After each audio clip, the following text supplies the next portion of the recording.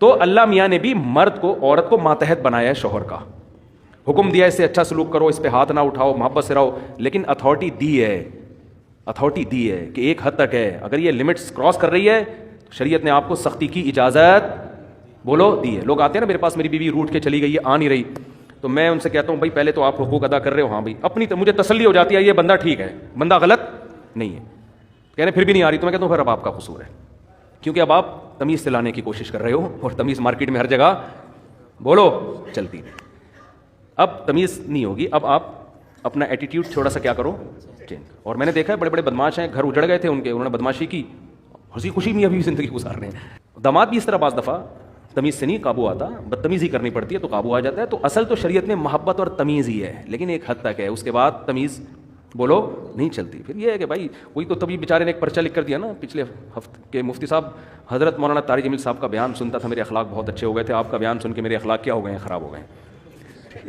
تو جب اس طرح کی باتیں سنے گا تو اخلاق, تو یہ ہر جگہ بد اخلاقی فٹ کرنے کی نہیں ہے, اصل محبت ہے, اصل اخلاق ہے. لیکن کچھ بعض دفعہ گھی سیدھی انگلی سے نہیں نکلتا, تو وہاں کیا ہے ٹیڑھی انگلی سے نکالنا پڑتا ہے, ورنہ گھر برباد ہو جائے گا, تباہ ہو جائے گا گھر. تو تھوڑا سختی, ان چیزوں میں سختی کرو. سمجھتے ہو کہ نہیں سمجھتے؟ اور بیگم گھر کی, میں نہیں کہہ رہا پڑھی لکھی تو اچھی ہوتی ہے لڑکی, لیکن پہلے دیکھو گھریلو بھی تو ہے کہ نہیں ہے. ایجوکیٹڈ ہو, وہ گھریلو ہو, ہوم میکر, گھر کو سنبھالنے والی, گھرداری والی, بچوں کو پالنے والی, با حیا با پردہ.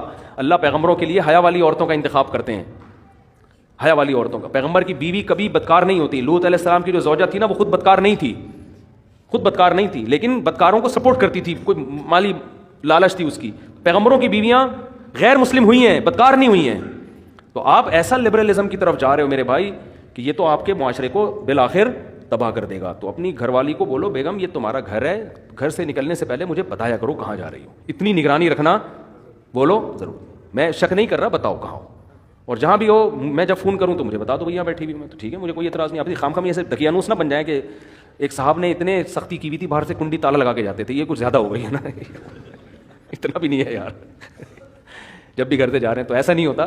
اتنا لبرل بھی نہ ہو جاؤ جیسے ہمارے لبرل لوگ ہو گئے ہیں کہ بیگم صاحبہ جاب بھی کر رہی ہیں, ہنس کے باتیں بھی کر رہی ہیں مردوں سے. اور پھر میں بتا دوں یہ مقصد ہرگز نہیں ہے کہ جو لڑکیاں جاب کر رہی ہیں وہ خراب ہیں, ایسا نہیں ہے, یہ ہرگز مقصد نہیں ہے. بہت سی جاب کرنے والی گھروں میں رہنے والیوں سے زیادہ پاک دامن ہے. لیکن یہ جو ہمارا کلچر بالآخر اس کلچر کی وجہ سے جائے گا ادھر ہی جہاں یورپ پہنچا ہوا ہے. کسی نے کہا نا انگریز جھوٹ نہیں بولتے, واقعی صحیح بات کی, جھوٹ نہیں بولتے.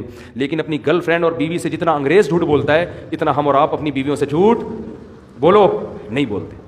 وہ سارا جھوٹ ان کا وہاں نکلتا ہے, سمجھتے ہو نا.